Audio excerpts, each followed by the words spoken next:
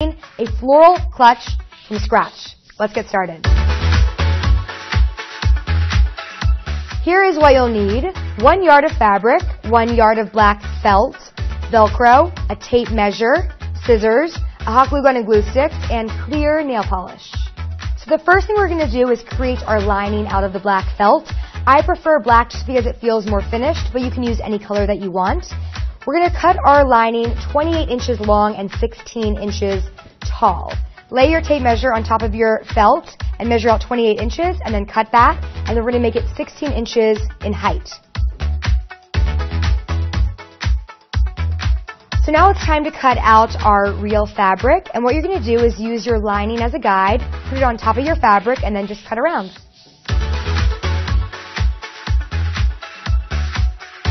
The next step is to glue our felt lining and our fabric together. Make sure that the pretty side is facing downward on the table. That way, when it's all glued and done, it is facing outward. And we're going to glue 3 sides together, leaving one side, the top side, open.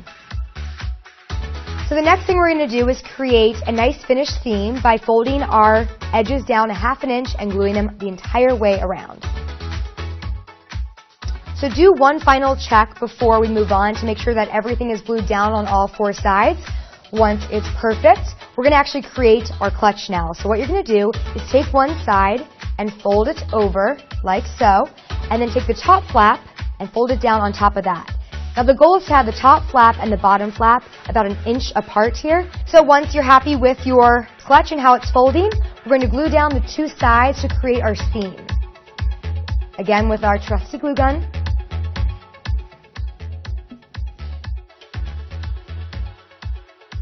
Look at our beautiful clutch. It's almost done. So the next thing we're doing is adding our nail polish around the trim right here that you see, the exposed lining. And the reason why, it depends what fabric you use, but my fabric pulls and shreds really easily, so this will prevent that from happening. If you're using a cotton fabric though, you probably won't need to do this step. So the last and final step is to apply our Velcro closure.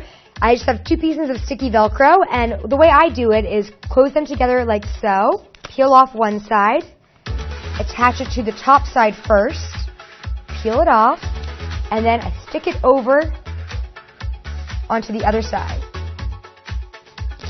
So there we go. Both sides, we've got our Velcro.